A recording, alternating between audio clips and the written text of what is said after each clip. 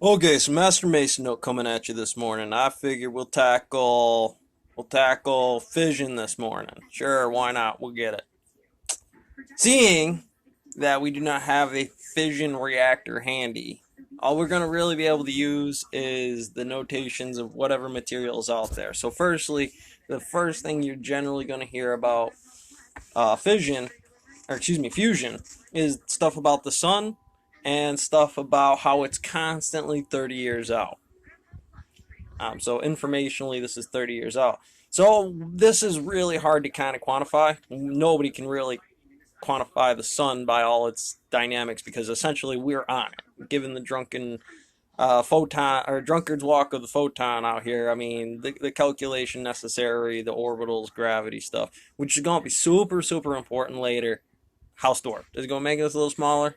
We got to cut this off a little bit, but you're going to need the universe and you're going to need some multi-world Schrodinger's applications, and so on and so forth. But let's begin with something that's a little bit easier. Let's assume that you're the core of the reactor, core of the earth, brother, sister. You got to have that kind of pressure on you. So most of us, we don't have that kind of pressure. Or at least for me, I got a lot of it, but trying to find the entropy in states like this is real hard. And again, seems like it's not relative, becomes super important. Uh, to first kind of base this, we have to kind of understand, well, the particle going around because it's the particles in the reactor that have problems with stabilizing the core. How much material you put in via how much is expended, uh, helium to carbon or uranium to whatever depleted form it's going to be in, stabilized in the housing.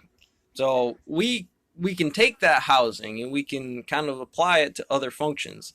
I personally like psychology. It's one of the numbers that we generally get to do. So how do we build a psychological fission reactor? The first thing you need to understand about this notation is time. So why is time in all the multi-world situations of the way an element can turn from hydrogen to helium to carbon and iron and all of these other things? It's going to be the nature of that because suns truly aren't dynamic. They burn out, the they turn into red giants and go supernova at the point when the core pressure starts to go down. So essentially we can see the nuclear runoff happen. And there's no more material falling into it, so essentially it's going to burn out. In a psychological sense, and one half, how much information? I think a good place to note this is like as a 5 year Master Mason thesis. I mean, we've all spent 5 years doing something. Some of us just necessarily weren't focused in the direction of 5 years. Let's take everything I'm going to pay attention today, go 5 years, and then at all points in time and along the course of the way, I'm learning the information I provided there. That's the helium, that's the element, that's the particle. I'm transitioning it into energy that's useful to me, whether in a psychological sense or in a housing sense, much like this part is an element, it's a particle in the stone mill, and that stone mill can essentially transform certain states of energy for me psychologically. We want to turn that into rock into dollar bill. And that dollar bill can go back into buy more rock and do whatever. Of course, elements aren't going to work that way. You got to know the proper chemistry. You got to know the proper cost ratios and housing to all those little things. So carbon we can turn back into hydrogen in some way by adding a composition. And it can get out of control in a hurry in that kind of form. I mean, how much helium is there? How much uranium is there? How much are you feeding into the housing of the machine to make sure that I can do one particle of uranium for a day and shoot it in there at the right speed, and the action of doing that and the weight of that displace some carbon or iron particle to some degree because that's what they would transition to. It falls and it weights off and it causes instability all in this field. So as a master mason, one of the kind of things that we like to do is let's talk about this as a black hole calculation. A lot of diversified inconsistency, dark matter, horizons problem. I could be looking right at the thing and go, well, it's a flaming chainsaw. I don't necessarily know what's going on. I have to really sub out the part. So of course we get into the magnetics, individual particles, and things like that. So let's take something like a screaming black hole problem. A screaming fish falling over a waterfall. And we're going to use that as the one particle. And in this description that I'm doing, it talks about this cylinder with a line through it and this other cylinder. And if I pass a particle through it and I accelerate that particle, I'm not going to be able to tell what it's going to do. It's essentially a motion position problem. Informationally, I'm going to start it here, but it doesn't necessarily correlate to what's on the other side of the t over t here. Time over time, this is going to generate the problem, some decay state, or we're going to rip down the screaming fish problem into you're the kid screaming, falling off a waterfall, and there was some kid on the bank in terms of the sensors. In the particle accelerator, we say that particle goes through, we're ramping it up with EM fields, and that's what speeds it up, not just some natural cause. And by doing that with a sensor, or just the ability to push something in that field and recognize that, in the second step, we can say in that increased speed, given the limit of that first frame to the second, that particle should be in the second space. And it will continue FMA into the third. So if it's a kid, psychologically, they got two kids on the riverbank. One jumps in.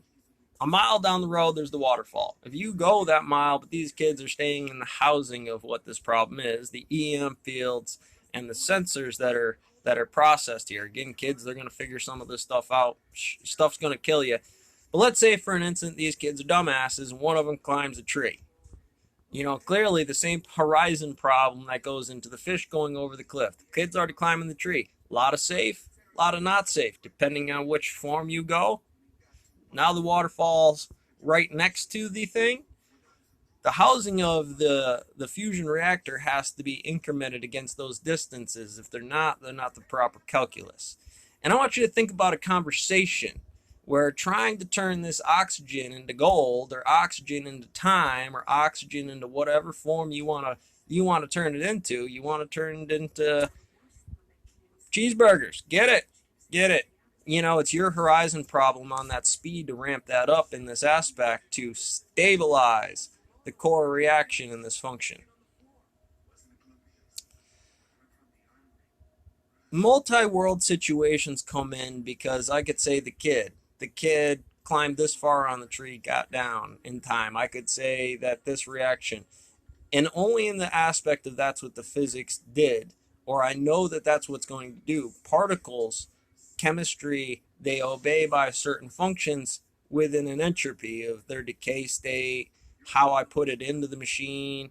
If it was another element and the chemical foundation says I had to do that fresh at that point, so the aspect comparatively to cesium is stable in that form, and now I can comprehend it, that'll give me a better direction of what that particle is doing. So we're getting into a lot of particle accelerators, one particle going through, packets of them going through. Is it one kid? Is it a group of kids? Is there somebody watching these kids play?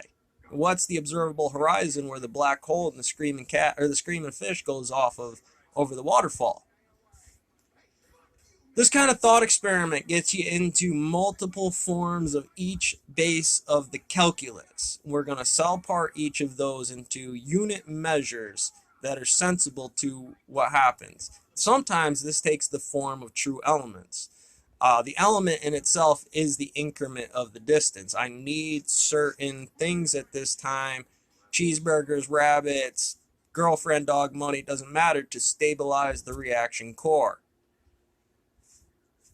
As we're thinking about this, you could see how the screaming fish and parallel ideas in this triangulation create the reciprocal. So something like this conversation model can be used to generate energy by diversified inconsistency, better informing you about horizon problems and functions. Then in the mill become the same process of what is the calculus forms? Can I track the kick and rock in the bucket process, or is there specific times to the skid steer turns overall over the entire fusion reaction of the stone mill? My part within that stone mill. The difference between a transistor, a resistor, and capacitor are the organizations of the process, but essentially they all limit the speed or limit the action of the electron in this aspect, whether by direct current or alternating current in the house. Here, direct current can be idealized as to turn the turbine. Even though there's an alternating consistency to this, we have temperature loss, we have heat loss, we have systems equally in just a water turbine system and serviceability that keep it from being perfectly dynamic. So what we do, we know it's not perfectly dynamic and we understand serviceability points. And I think, I mean, if you look at any business, regardless of the top end or low end, the top end generally have a low time with costs and things like that, and tax dollars and everything else that they're doing to stabilize the reaction, understand why it's 30 years out. Equally, like, and a lot of the times by not taking the 5 years or 30 years it takes to live a life, so any kind of concept can be transformed back into the energy that it needs to be reciprocal to for that ripple on the pond effect to essentially, it will, as much as there is energy and it can't be transformed, it might be transforming into many parts. Dark matter, dark energy are good ways to do it.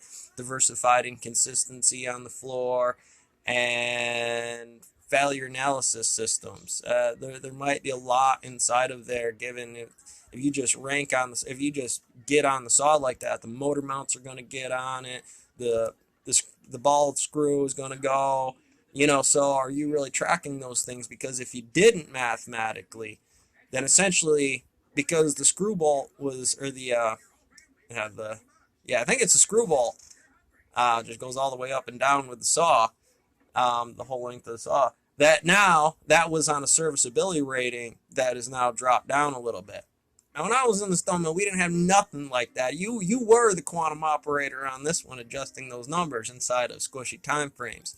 And essentially, that's not necessarily why the company's stock performance rating is 30 years out. It'll always be 30 years out. But essentially, you're looking at the crew dynamics to really say, if I want to stabilize this in any time frame, I got to get those guys better informed, better systems, and make sure that the money on the back line can help perform any other problem. See, I'm catching that one out front. We're getting the money on the floor. We're making sure that those systems are done. And like I said, the intelligence at that point, or education level, now becomes you to be worth more in that thing, better stabilizing it, equaling yours and the other parts around you, instead of just depleting whatever atmosphere there is, because then it's only stable for that many years. And it would be essential math by that point. So that was my note on fusion and fission. Yeah, I mean, certainly we can see how the critical mass effects of some of these things play off, and why renormalizing general relativity equations, well, if you've ever been a rookie in a place and you start renormalizing math equations in there, it can be quite radioactive. A lot of fallout. But that doesn't make it impossible. Make sure you understand that number. You're getting out front on that. So when the boss says, hey, I'm thinking about this for you. This is my game plan. If that's going to change, then we're going to get on that. Because what did you do? You didn't talk to a boss. You talked to a particle. Hey, particle. Hey, well, I'm part of this too. So make sure you talk. Make sure you're working these numbers out with people. If you think that's the number in your fusion reactor and you're about to go critical mass like that, make sure you take the time to talk to every particle. Remember, it's not just the one in front of you. Talk to a buddy, talk to a friend. Do whatever you got to do. Catch you on the next one.